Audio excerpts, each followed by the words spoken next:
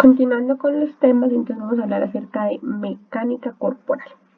Es la forma en que movemos nuestro cuerpo durante nuestras actividades diarias, ya sea en el trabajo o en la casa. Con el fin de que la fatiga sea mínima y disminuyamos el riesgo de una lesión, debemos hacer o realizar ciertos ejercicios o ciertas posiciones de manera coherente con la mecánica del cuerpo para así evitar que vayamos a tener una lesión.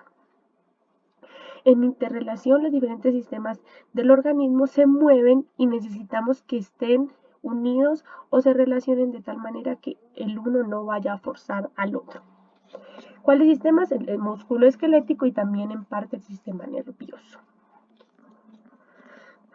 Las funciones del sistema osteomuscular son trabajar coordinadamente para darle a nuestro cuerpo estabilidad, firmeza y movimiento, la locomoción, es decir, el movimiento que hacemos cuando nos movemos, generar movimiento, ya sea voluntario o involuntario. Recuerden que hay movimientos que hacemos voluntariamente y hay otros que están involuntarios ahí presentes, como la respiración, el latido cardíaco, la deglución de la saliva todo el tiempo, no lo hacemos consciente, está inconsciente. Y por otro lado tenemos que nos va a dar el sistema osteomuscular una postura. ¿Cuáles son los objetivos de alcanzar una mecánica corporal adecuada? Es evitar la fatiga muscular y aprovechar eficazmente nuestra energía. De esa manera evitamos los riesgos de lesión, favorecemos el retorno venoso y prevenimos daño vascular y además de eso fomentamos la comodidad del paciente. La higiene postural significa cómo debemos mantenernos en cuanto a la postura. Entonces, al estar sentado, aquí tenemos claramente cómo sí y cómo no, y cómo debemos, se supone, llegar al momento en que nos sentamos y nos paramos. Viceversa, sentados a pararnos o pararnos a sentarnos. Se trata también de caminar correctamente en una postura erguida y no de forma curvando nuestro cuerpo, porque de esa manera pues podemos provocar una lesión. En la higiene postural tenemos cómo agacharnos correctamente, cómo cargar correctamente. Para agacharnos correctamente, las manos deben estar apoyadas sobre las rodillas flexionadas y una espalda recta. Eso nos ayuda también a cargar correctamente cuando nos vamos a levantar. Para empujar, las manos deben estar todo el tiempo sobre el objeto y flexionar los codos de manera que nos debamos inclinar hacia él o sobre él, trasladando el peso del miembro inferior, colocándolo hacia atrás y adelante para que aplique una presión suave y continua. ¿Quiénes empujan ahí? Las piernas básicamente son las que van a tener como el empuje, pero nosotros debemos mantener todo el tiempo los codos flexionados para así apoyarnos y evitar una lesión cuando empujamos con la parte de arriba y no con la parte de abajo. En cuanto a las posiciones, se conoce como posiciones básicas del paciente encamado, todas aquellas posturas o posiciones que el paciente puede adoptar en la cama, la silla, la mesa de exploraciones, etc., que son de interés para el manejo del enfermero, porque el personal sanitario y de manera especial el personal de enfermería son quien realiza los traslados y los movimientos posturales del paciente. La primera posición es una posición de cúbito dorsal o supina o de cúbito supino, donde el paciente se encuentra, como llamamos coloquialmente, boca arriba. Se utilizan para el examen de tórax, de abdomen, los posoperatorios y una estancia prolongada en cama. Y está contraindicado en ancianos porque la piel de ellos es muy frágil y el estar todo el tiempo en esta posición puede causarle laceraciones. Entonces se debe hacer cambios posturales.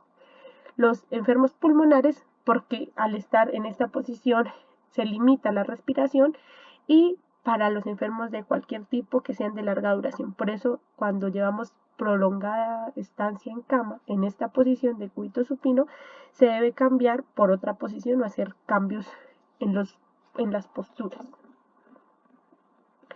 La siguiente posición es de cúbito prono, ventral o abdominal, que es, como llamamos coloquialmente, boca abajo.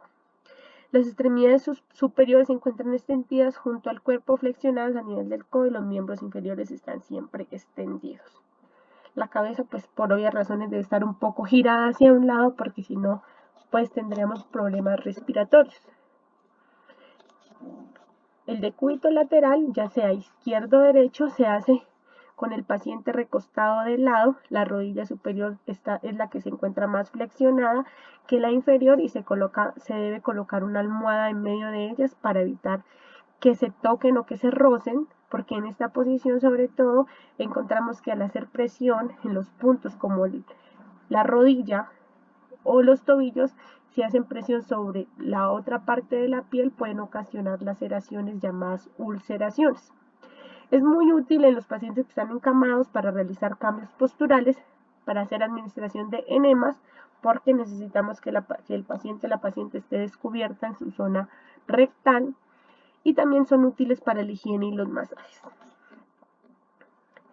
La posición Fowler es un paciente que se encuentra prácticamente semisentado con una elevación de 45 grados en su cabecera y encontramos las rodillas o las extremidades inferiores un poco flexionadas.